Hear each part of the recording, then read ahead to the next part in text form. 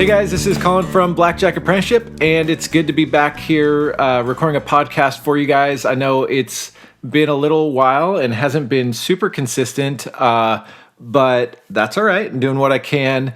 Part of it is that we've been working on a lot of other stuff. I thought I'd quickly fill you in on some updates and then, get into the things I had to mention. One of the things we've been working on is we just released a positive shoe bias in our, it's called the training suite, our really set of training drills within the membership. And so what the positive shoe bias is that you can click this little button and it's going to basically guarantee that you're going to get positive true counts. And the reason for that is that's really what you need 90% of your training to be. I mean, if you can play basic strategy and you can keep the running count, then, you can play through negative shoes, but it's in those positive shoes that you're making your betting decisions, your deviation decisions primarily. So we added that, and it's been, we've gotten really positive feedback, but we've been working on that. Also, I think we put out something like 20 new members-only videos this year. So these are not the videos that are on YouTube. These are ones that are just for, members of the site. And so that's been a process. Filmed those earlier in the year, and then we've been editing them and getting them released. Also, we've been working on our pro betting software. We're working on some new rules, and we're working on just some features to make it better. And that's just always a process, software development. And we are just, I think this week, releasing an Android app. We've had an iOS app for, I want to say 12 years now. And people have been asking for probably a decade when we'd come out with an Android app. And about a year ago, finally decided let's do it, even though there are some challenges to creating an Android app because there's like a million Android phones. But we are just about ready to release our Android app this week, so that's been a process too. Anyway, that's what I've been up to other than the monthly BJA YouTube videos and putting out podcasts when I can. And, being at home with a wife and 6 kids and, normal life stuff. But what I want to talk about today is I guess I'll call it a mailbag. It's not really a mailbag. If you have mailbag questions, feel free to email them to me, Colin, Colin, at Blackjack Apprenticeship. I'm not going to spell that out for you, but you can, use your spelling, your dictionary or whatever to figure that out. Colin at blackjackapprenticeship.com, Colin with 1 L. But these are, I wouldn't say mailbag, but just kind of some things that I've taken note of over the last few weeks that I thought I would get into. And then I wanted to talk about some takeaways, some notes I took down from the last Blackjack Ball. And you're probably thinking, wasn't the Blackjack Ball like 6 months ago? And I think it was actually closer to 8 months ago. But here we are. And I wrote these notes down the weekend of the Blackjack Ball, and I've been meaning to talk about these things. I actually was trying to lure my wife or one of my BJA friends that was at the ball with me into recording this with me, and no one wanted to do it because I don't know. They're all just a bunch of losers. No, I don't know why they don't want to, but here I am, and I'm going to just talk about it myself. So let's get into some of these questions. Not questions, but things I want to talk about. The first one has to do with timing your sessions around busy hours. So there can be this kind of debate of, do I play when the casino is empty so that, tables are less crowded, more rounds per hour, stuff like that, but then there's more attention on me from, the pit boss and all that stuff? Or do I play, when the casino is busy and the pit bosses are more busy, but then the tables are more crowded? Well, it's I think it really comes down to what you care more about, EV per hour or cover. And then I'll get into kind of a creative, the way that I've always liked to do it. But the problem, if you're playing when it's empty, is you're getting extra heat. And, if you want to try to last longer, if you're the only person in the casino that's throwing out, black action, throwing out $100 bets or purple action, $500 bets or whatever, that's going to stand out much more than when the casino's busy and the pit boss is running all over the place. So you're going to get extra scrutiny. But if you're playing a table heads up as opposed to a full table, you're going to be playing, even in COVID times where a full table is 3 people, you're still going to be playing twice as many rounds per hour. So, you can generate twice as much per hour. So you have to kind of say, well, is the heat worth it?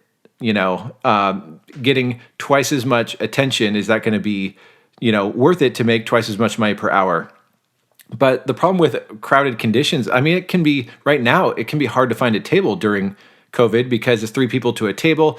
I don't know why casinos aren't just opening more tables, because I would think they would want to make more money, and they just have to cover the cost of, the dealer, really, possibly an extra pit boss. But I would imagine one player is going to generate that much negative EV to cover that expenses. But whatever, casinos are going to do what they're going to do, and it can be difficult to find a table right now when it's crowded. So if you want that, if you want to try to blend in more, go for it. But you just got to account for, you might be making half as much money per hour, or maybe even less. So what I really settled on when I was playing full time was to try to play those like pre-peak hours or post-peak hours. So my favorite days of the week were Thursday and Sunday. Thursday, casinos seem to be kind of opening up more tables, preparing for the weekend, because, Thursday is the new Friday or whatever. Like, they have more tables open on Thursday than they do Monday, Tuesday, Wednesday, especially Thursday evening. But it's not yet as crowded as it's going to be Friday night, Saturday, and Sunday during the day. And the time I like to show up was around 9 p.m.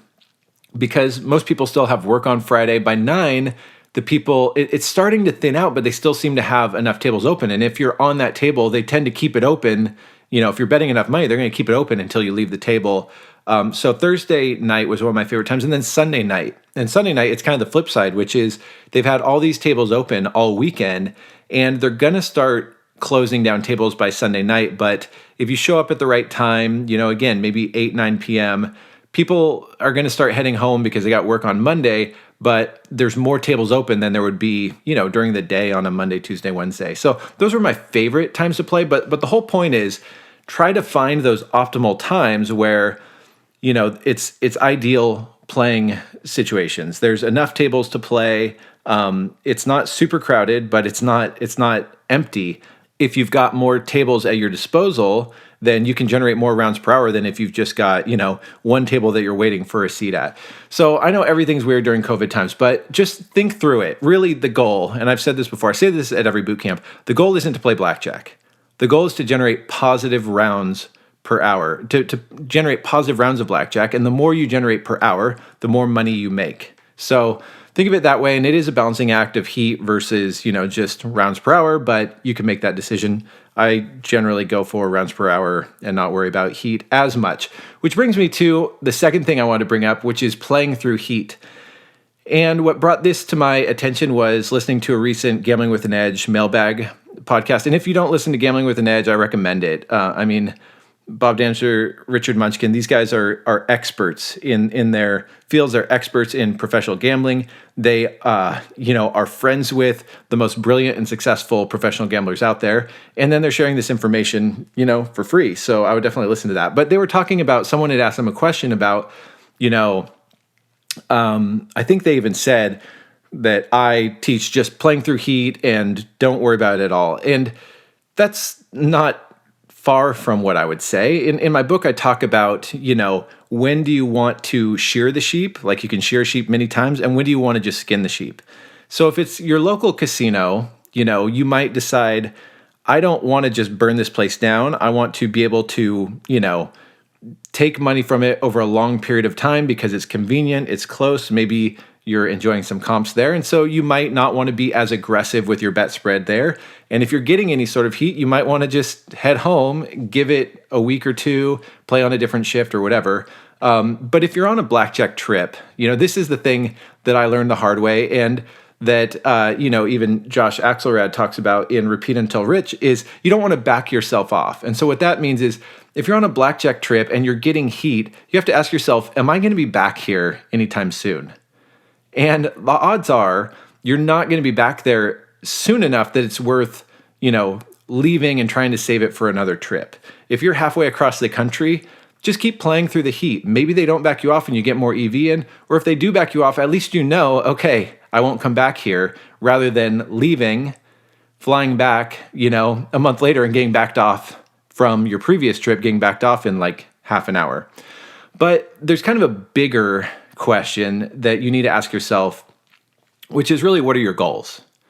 If your goals are to maximize EV, then everything I just said probably makes the most sense. If your goals are to play as much blackjack as possible or to enjoy the comps as much as possible, then you might not want to play through heat, you know? If you enjoy beating the game more than you care about the money, then, you know, don't play through heat. If you want money more than you care about being in casinos playing blackjack, then my advice is to really say, what is your time worth? So, you know, what is your time worth of leaving the casino, coming back another time versus just continuing to play and seeing what happens? So, you know, I don't want to say there's a right and wrong answer, but I do want to share from my experience of backing myself off. And when I was doing this professionally, you know, it was so dumb that I'm like, great, am I really going to drive 6 hours back to this casino that was giving us heat just to hope that I last, you know, again? All right, the final thing I want to talk about, this was a private message I received from BJA member Equa Gringo. And what he asks essentially is, when we get those running high counts early in the shoe, let's say you've got a running 20 with 4 decks left, so we have a true 5. Should we be more cautious there than we would if we had, let's say, a running 5 with 1 deck left, and it's the same true 5? Basically, we know deck penetration is important, but is a true 5 as valuable at the beginning of the shoe as the end? You know, this is a question I've been asked plenty of times before, and something that I didn't know when I started out. And basically, what I wanted to share with him, and I'll share with you guys, is that, yeah, a true 5 is slightly more valuable at the end of the shoe than at the beginning, but not as much as you might think. And Don Schlesinger talks about this in Blackjack Attack. It's called The Floating Edge. And he cautions people, don't take it as a bigger issue than it really is. There is a slight increase, but really what a true count does is it normalizes a true count is a count per deck. And so yeah, a true 5 right at the end of the shoe, you know, is a little bit better, but not enough that you're going to be, you know, changing your bet spread much because of it. If anything, what I would say is, if you barely have a true 1 or, you know, barely a true 2 at the very beginning of the shoe, then you're going to be a little more cautious, especially if the rules are poor. If it's poor rules, then you might not raise your bet at a true 1. I just shared a video with our members about how to use our pro betting software to figure out if you even have the edge at a true 1, to make sure you're not raising your bet when the casino still has an advantage. But it might be that you don't have the advantage at a true 1 at the very beginning of a shoe, but you do at the end of a shoe. But that doesn't mean you're going from like no advantage to a massive advantage. It means you're going from a slight disadvantage at true 1 at the beginning of the shoe to a very slight advantage at the end of the shoe. But the value of deck penetration, I mean, it's a huge deal. And I'm sure you've heard me or Richard Munchkin or, you know, any other blackjack expert talk about it. Deck penetration is really important, but the reason why is because it's a few things. One, we're actually likely to get the high cards we're counting on, like literally counting on, you know. I'm sure you've had it where you're playing through this positive shoe and you've got this really high rank count, and all of a sudden, boom, the cut card comes out and you're like, no, I had a running, 10, and now the cut card came off. Well, if the deck penetration would have been deeper into the shoe, you are more likely to have actually gotten those 10s and aces that you were counting on, those 10s that are going to make a dealer bust more often on a 15 or 16, those aces that are more likely to give you a blackjack that gives you a huge advantage. So, deck penetration is valuable because you're more likely to actually get the cards we're counting on, but also the deeper the deck penetration, the more positive true counts we're going to get. So think of it as if you have, let's say, a running 10 with 5 decks left. That gives you a true 2. Well, to get a true 2 with 1 deck left, you only need a running 2. And it's a lot easier to get a running 2 than it is to get a running 10. So with deeper deck penetration, you're going to get more positive true counts in a shoe, because the deeper you get in, you don't need as big of a swing in the rank count to get a positive situation. Well, if on top of that, those true counts are going to last longer with with better deck penetration. Let's say you have a running 10. Well, the deeper you get into the shoe, like that example of the cut card coming out, if you could have continued to bet when you have those positive counts, it's just more positive bets per hour. So my point is, deck penetration is really important, but don't just say, oh, a true 5 at the beginning of the shoe isn't very valuable. A true 5 at the end of the shoe is valuable. No, they're both valuable. Follow the betting software and trust the math, and it will all work out. Okay, hopefully that makes sense to you guys. I wanted to now transition into talking about a few takeaways from the Blackjack Ball. So for those who don't know, the Blackjack Ball is an annual event. It's been going on for 23 years. It was started by Max Rubin, and he hosts it. And it's a group of, 100, 150 people that I think it's called like the greatest blackjack players in the world. And Ben and I got invited while we were running the church team. I want to say like 2009, 2010, and it was just such a trip to be there and to meet kind of these heroes of ours from when we got into card carrying, and people I would still consider heroes. But I've been going most years since then, and continue to go. Bring my wife, and always enjoy it. It's really a unique opportunity, but I want to share just a few takeaways from it. The first one is that we tend to gravitate to the people we most identify with. So when I was there this last time, this was the second or third year in a row where my group, it was 5 BJA people. So myself, my wife, and 3 other BJA people. And we shared a table for the second or third year in a row with a group of people from what I think is called the big team. I don't want to say the real name of their blackjack team, but this Blackjack Ball is over 100 people, and we just seem to gravitate to the ones that we have things in common with. And I wouldn't say it's exactly like high school cliques, but it's not entirely unlike that. And so the big team, they were card counters, just like us, where there's this group of people that some of them were card counters, and I'll get into it a little later, but people that did and are doing all sorts of things. But also the big team, they were incredibly aggressive and fearless. And actually a lot of the church team was influenced by or modeled after this blackjack team, the big team. And as a result, a lot of even the BJA philosophy is modeled after them. This is people that said, hey, we're here to beat casinos with card counting for as much money as possible. And they did. They beat casinos for millions and millions of dollars, as did the church team. And now, collectively, members at BJA have beaten casinos for many millions of dollars. Casinos, if you're listening, forget that I just said that. So the fun thing was we actually didn't spend all this time talking about blackjack or back-offs or anything like that. But we're discussing family and hobbies and this big get together that we did that they were at the year before, 6 months before. But there's something about when you have a common affinity, those are the people you seem to gravitate towards. And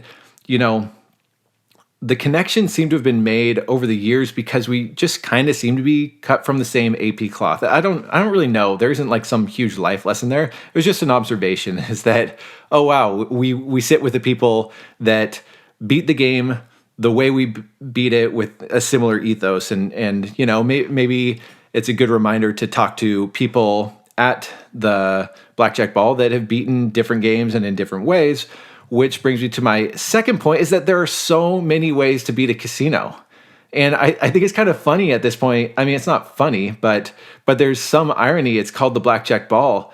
And I think it's because most people got into professional gambling through blackjack and card carrying, but there are not a ton of people in the room, because I try to talk to as many people as possible, not a ton of people in the room that play blackjack anymore.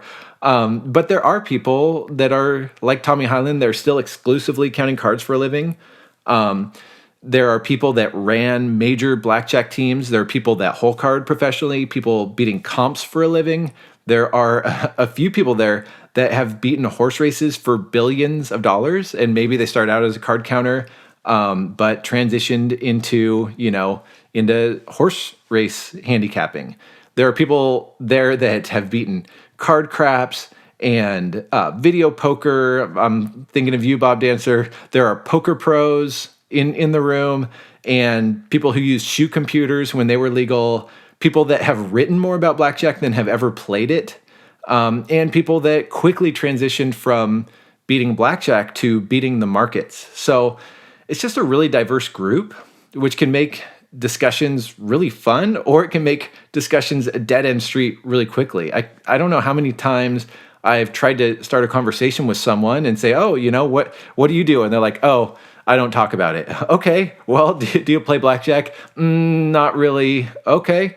And, it's like the conversation's over because they don't want to give away their secret game, which I'm not asking for. But, it can be fun and really interesting. I've had great conversations with people that have beaten, like I said, markets and horses and all sorts of stuff. Or it can be people that's hard to like find that common ground.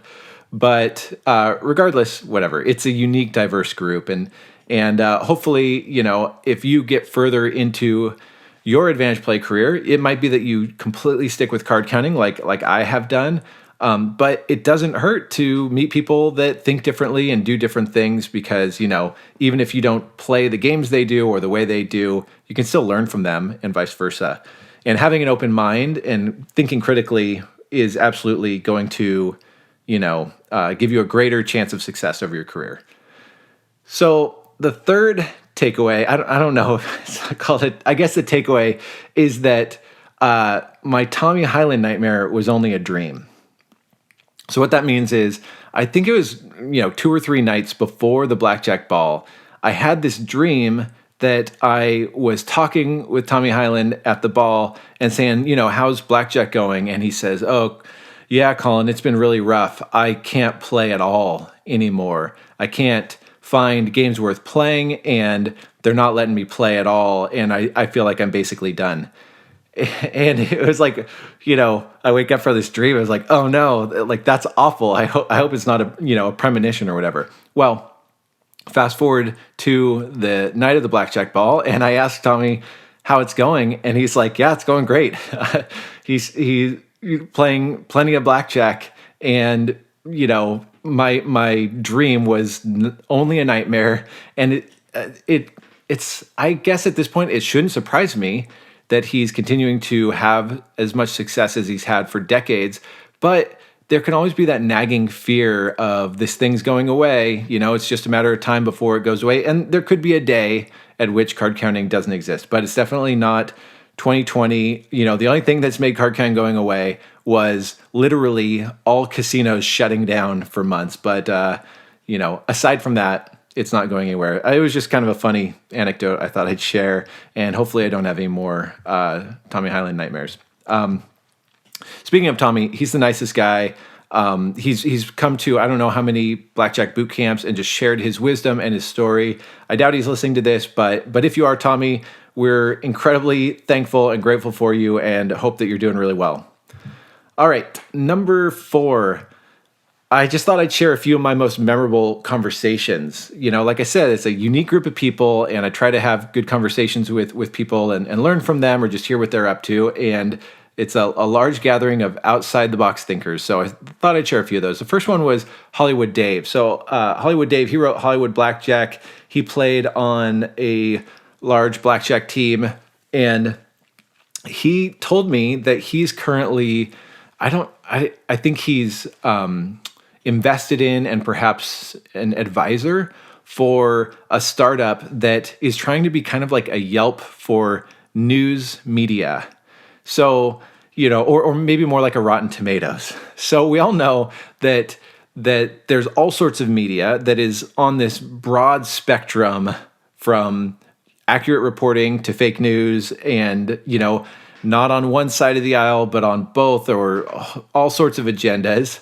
And I thought this was really interesting. What they're trying to do is people can, rate and review both news sources based on the accuracy, the credibility of their articles, as well as the individual journalists. And, obviously things like that can be gamed. I know people have said Rotten Tomatoes, people will get thousands of people to write bad reviews or to write good reviews to prop up a movie. But the idea is if people are really rating and reviewing media sources, I'm not sure what their algorithm looks like, but Yelp has done a pretty good job of this. They know when someone's trying to fake it, and you're going to get totally penalized or all your good reviews removed if you're trying to game the system, because their unique value proposition is accurate reviews of businesses. Well, to try to create that for journalism, I think that's a really creative idea. I don't know if they'll have success with it or not, but it was interesting, and definitely a memorable conversation. I remember speaking with Bill Benter. For those who don't know who he is one of these people that he started out playing on a blackjack team. I believe he's played with Richard Munchkin over the years, played with Tommy Highland. He was one of the very early people to create the shoe computers when those were legal. But he went on to handicap horse racing. He's been incredibly successful for it. And he's just a kind, humble horse race handicapping billionaire that occasionally drives for Uber just for fun. And I don't remember exactly what I was talking to him about this time, but the thing that stood out to me is I'm sitting there and I'm trying to ask him, learn how he thinks or what he's been up to or whatever. And I see that he keeps kind of peeking over at the blackjack table where there's this tournament, and it's this 21 question quiz that is incredibly difficult, and very little of it has to do with blackjack at this point. But regardless, it's this really difficult quiz, and the top 5 people go to this final table. He keeps peeking over at this final table, and then he interrupts me and says, "Yeah, I gotta go. I gotta watch the final table." And I thought that was funny because it just shows that we're all just a bunch of normal people. He's a guy that, sure, he's made all this money through horse racing, but he's a guy that is enjoying hanging out with his friends, enjoying camaraderie, enjoying this thing that Max Rubin's created, and this competition that, in one sense, like, really the only thing about it is bragging rights. But people care. People want to see who wins it. Sometimes you win it by arm wrestling or Wii boxing. I know it has happened over the years. Really ridiculous things, but whatever. People are there every year for this event. I don't know if the ball is going to happen this coming year because of COVID. If not, I'll be looking forward to 2022. But it's just fun to see these unique people, but at the end of the day, just normal people enjoying a good time. The next conversation was with Dr. Ed Thorpe. Ed Thorpe wrote Beat the Dealer, which really started card counting. And, I've spoken with him, I don't know, a half dozen times over the years. I always enjoy it. And he's a critical thinker. I've enjoyed listening to him on podcasts and his books and stuff like that. But he wrote a little blurb for my book that came out last year. And it's on the cover of the paperback version. And so I thanked him in person for writing that blurb for my book, which I didn't even know if it was something like he remembered or if it was just, Anthony Curtis said, "Hey, will you do this?" And so he said, "Okay, sure, write something for me," or whatever. But he said he read my book and enjoyed it, which was really cool to hear.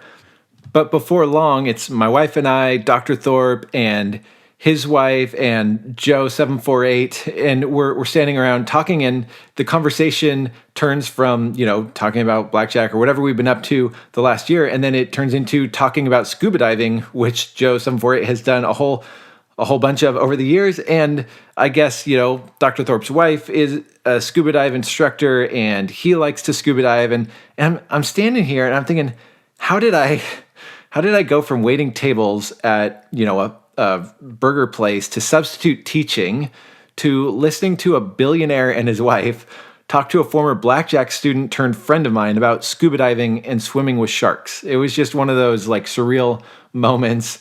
And I'll have to catch up with him next year and see if he's done any more scuba diving and swimming with sharks. But whatever, a memorable moment. And the last conversation was talking, this was actually the next day, talking with Max Rubin about what they are doing through the Blackjack Ball. They've created a nonprofit, and they have a Hall of Fame committee that is putting effort and money into helping people with gambling addiction and addiction recovery. And I just thought that was really cool that there's a purpose. There's, I think I mentioned this on another podcast, but my favorite author says, you really, to have success with something, you need multiple bottom lines. It can't just be about money. Well, the Blackjack Ball isn't just about this event and having fun and a silly competition, but they've made it about giving back and about, helping people that really do need help. So I thought that was really awesome. I told him, let me know how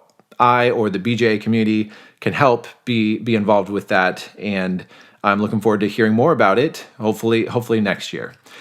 So another kind of takeaway from the ball was this after party, which is what I spoke to Max Rubin at. And the after party is the next day, the day after the event. And the Blackjack Ball is kind of this black tie event. There's always going to be someone there that's in jeans and a t-shirt, but most people are dressed up, and the idea is to have it feel more formal. Well, the after party the next day is very casual. And it's really where people kind of, let their hair down more than the first night where there's all these things going on in this big event. It's normally the after party is at, well, no, I'm not going to say that.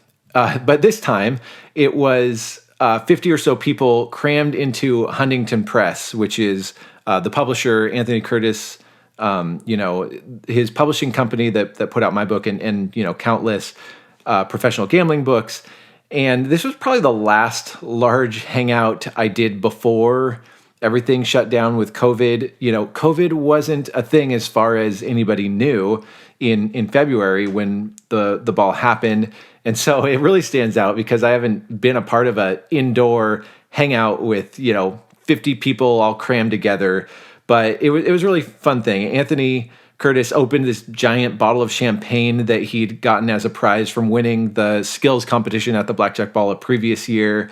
And there was catered food and, just blackjack experts and family and friends that are serving up catered food and, a ton more conversations. And I'd say much more than the first night, it's this after party that the real maybe networking and idea sharing happens. It's not that the event is just about networking, but it's where you can kind of have more in-depth conversations. Maybe everybody's a little bit more closed off and guarded or uptight or, trying to see who they can catch up with from previous years. The first night, by the second day, it seems like you can have more in-depth conversations. Which brings me really to the last takeaway, which is at the end of the day, it's really just about community. This event has been going on for 23 years. It's fun for me. I've been a part of it for maybe 10 years, so not even half of, as long as it's been going on. And even though it's been going on for 23 years, a lot of these people, they've been kind of teammates or, professionally gambling. They've been networked with each other for many more decades than that. Some of the people over 50 years. And so it's really fun to see this group of people that have been meeting for this event for 23 years, and many of them have known each other for, longer than I've been alive. And they're enjoying each other, enjoying being a part of this game of blackjack and the pursuit of beating casinos that they have in common, even if they haven't played the game in decades. There's people there that they played in the 60s or 70s, haven't played since, but there's still this common bond. There's this camaraderie. There's this thing that nobody else in your life really understands, but the people in this room understand it. And so I don't know, I was just kind of like thinking about that. And I think that that's something that we've been able to experience at our boot camps, which, I'm not doing anymore in 2020, but I look forward to being able to do another boot camp, especially a post-COVID boot camp where, it's not masks and all that stuff, but this opportunity to just hang out, get to know people that understand you, network with people that have a similar pursuit of making money at this game, beating the casinos, and enjoying that camaraderie and that common bond. I know that there was a Midwest meetup of BJA members a while back, and I thought that was just really cool. This wasn't something I put together. I was told it was going to happen, and then I read about it. It sounded like it went really well. Obviously, be careful if you network. You don't want to network with someone that might have ulterior motives. But it sounds like people were careful, and it was a really cool event. And a lot of the feedback was it was so great to be around a group of people that think the same way or understand this thing or care about their skills at this game. I don't know, watching at the Blackjack Ball just had me thinking about how valuable community is. And I don't recommend anyone try to beat this game without a strong support system or being a part of a community. So that's it. I don't have anything else for you guys. I think we have a brand new video that should be out now on YouTube about 6 to 5 blackjack. And I actually have some more podcasts that I'm lining up that are more interviews with people that are out there beating the game professionally right now. I'm excited to do those interviews and get those out to you guys. But if you want to find out more, you can check out blackjackapprenticeship.com. You know, we have quite a bit of free stuff, but the special sauce is all behind the membership area. And I hope you guys have a great week, and I will catch you guys later.